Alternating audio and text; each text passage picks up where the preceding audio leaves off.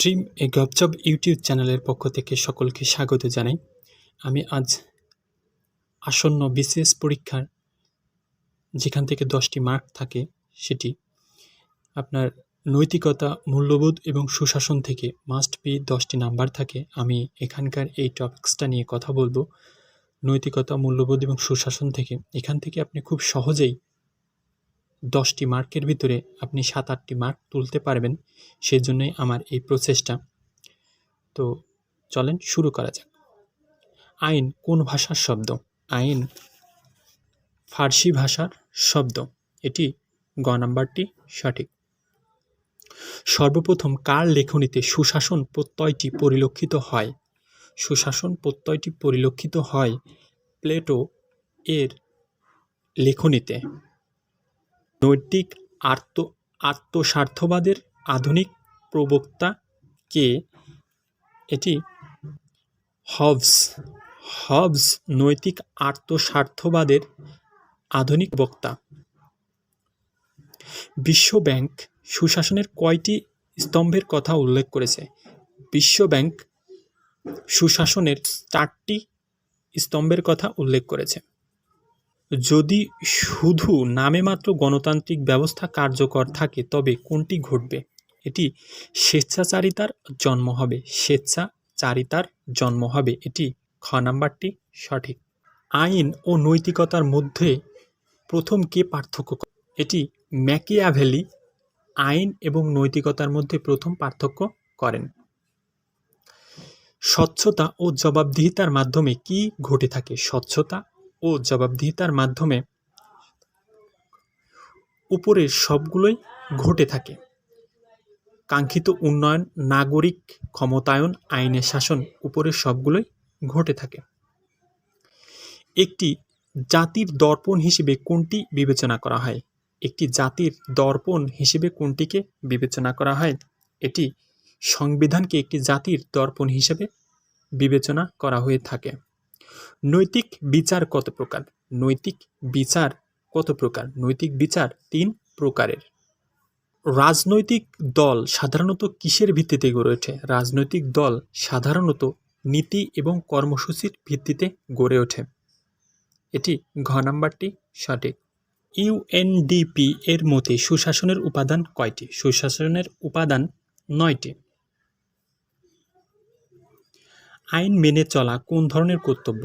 আইন মেনে চলা নৈতিক কর্তব্য। সর্বজনীন মানবাধিকার সনদে কয়টি ধারা রয়েছে? সর্বজনীন মানবাধিকার সনদে ধারা রয়েছে মোট 30টি। মৌলিক মানবিক চাহিদা কয় ধরনের? মৌলিক মানবিক চাহিদা 5 ধরনের। নাগরিকের কর্তব্য কত প্রকার? নাগরিকের কর্তব্য 2 প্রকারের। মূল্যবোধ শিক্ষার প্রাথমিক শিক্ষাকেন্দ্র কোনটি? মূল্যবোধ শিক্ষার প্রাথমিক শিক্ষাকেন্দ্র পরিবার। পরিবার থেকে প্রথম মূল্যবোধ শিক্ষার স্টেজ শুরু হয়। চুক্তি করার অধিকার নাগরিকের কোন ধরনের অধিকার? চুক্তি করার অধিকার নাগরিকের কোন ধরনের অধিকার? এটি সামাজিক অধিকার। এটি একটি সামাজিক অধিকার। রাষ্ট্রের 3য় স্তম্ভ বলা হয় কোনটিকে? রাষ্ট্রের 3য় স্তম্ভ বলা হয় সুশীল সমাজকে। এটি গ নাম্বারটি সঠিক। মূল্যবোধ কি? মূল্যবোধ কি? এটি সামাজিক আচার আচরণের সমষ্টি। মূল্যবোধ সামাজিক আচার আচরণের সমষ্টি। সমাজকর্ম কোন ধরনের পেশা? সমাজকর্ম মূল্যবোধ নির্দেশিত পেশা। সমাজকর্ম মূল্যবোধ নির্দেশিত পেশা। নিচের কোন রিপোর্টে বিশ্ব ব্যাংক সুশাসনের সংজ্ঞা প্রদান করেছে? নিচের কোন রিপোর্টে? এটি শাসন প্রক্রিয়া এবং উন্নয়ন। এই রিপোর্টে বিশ্ব ব্যাংক সুশাসনের সংজ্ঞা প্রদান করেছে। এটি ঘ নাম্বারটি সঠিক। মূল্যবোধ শিক্ষা যে উন্নয়নকে গুরুত্ব দিয়ে সুশাসন কায়েম করে।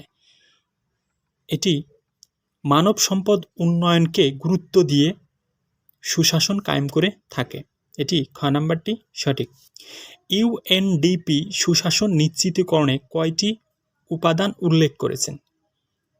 ইউএনডিপি সুশাসন নিশ্চিতকরণে 9টি উপাদানের কথা উল্লেখ করেছে। সুশাসন বলতে রাষ্ট্রের সঙ্গে সুশীল সমাজের, সরকারের সঙ্গে শাসিত জনগণের, শাসকের সঙ্গে শাসিতের সম্পর্ক বোঝায়। উক্তিটি কার? উক্তিটি ম্যাককরনি। এটি গ নাম্বারটি সঠিক। কোন দেশের মূল্যবোধ অনেক পুরাতন? কোন দেশের মূল্যবোধ অনেক পুরাতন? এটি যুক্তরাজ্যের মূল্যবোধ অনেক পুরাতন। এটি ক নাম্বারটি সঠিক। নিচের কোনটি সুশাসনের উপাদান নয়? নিচের কোনটি সুশাসনের উপাদান নয়? এটি স্বচ্ছতা সুশাসনের উপাদান নয়। রাষ্ট্রের চতুর্থ স্তম্ভ কাকে বলা হয়? রাষ্ট্রের চতুর্থ স্তম্ভ সংবাদ মাধ্যমকে বলা হয় রাষ্ট্রের চতুর্থ স্তম্ভ। আইনের দৃষ্টিতে সকল মানুষ সমান বিষয়টি নির্দেশ করে সামাজিক ন্যায় বিচারের নির্দেশ করে থাকে। বাংলাদেশের সংবিধানের কোন ভাগে নাগরিকদের মৌলিক অধিকারগুলো লিপিবদ্ধ আছে? নাগরিকদের মৌলিক অধিকারগুলো লিপিবদ্ধ আছে সংবিধানের 3য় ভাগে। 1920 সালে প্রকাশিত ওয়েস্ট ট্র্যাক অ্যাক্ট অ্যান্ড গ্রেসল্যাক অ্যাক্ট নামক আমলাতন্ত্রের আধুনিক সমাজতান্ত্রিক সমীক্ষার সূত্রপাত করা গ্রন্থটির রচয়িতা কে? গ্রন্থটির রচয়িতা ম্যাক্স ওয়েবার। এটি রচনা করেছে। সুশাসনের পূর্ব শর্ত হলো অর্থনৈতিক ও সামাজিক উন্নয়ন। এটি খ নাম্বারটি সঠিক। সুশাসন হলো এমন এক শাসন ব্যবস্থা যা শাসক ও শাসিতের মধ্যে আস্থার সম্পর্ক গড়ে তোলে। এটি খ নাম্বারটি সঠিক। জাতিসংঘের অভিমত অনুসারে সুশাসনের লক্ষ্য ও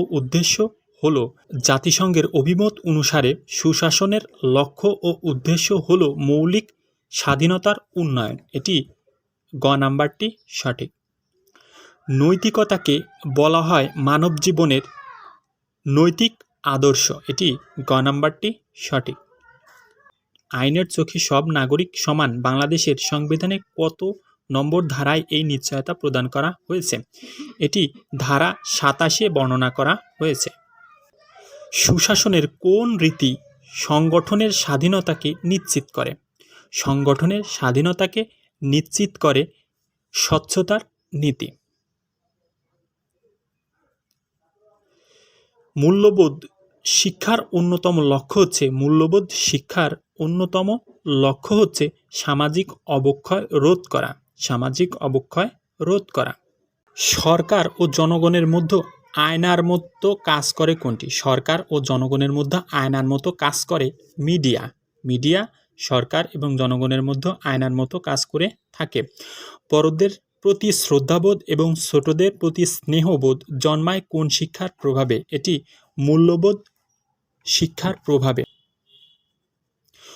নৈতিক শক্তির প্রধান উপাদান কি? নৈতিক শক্তির প্রধান উপাদান সততা ও নিষ্ঠা। প্রিয় ভিউয়ার, ভিডিওটি যদি ভালো লেগে থাকে তাহলে অবশ্যই ভিডিওটিতে লাইক, শেয়ার, কমেন্ট এবং সাবস্ক্রাইব করবেন। ইতিমধ্যে যারা আমার চ্যানেলটিকে লাইক, শেয়ার, কমেন্ট এবং সাবস্ক্রাইব করেছেন তাদেরকে অসংখ্য ধন্যবাদ। আসসালামু আলাইকুম ওয়া রাহমাতুল্লাহি ওয়া বারাকাতুহু।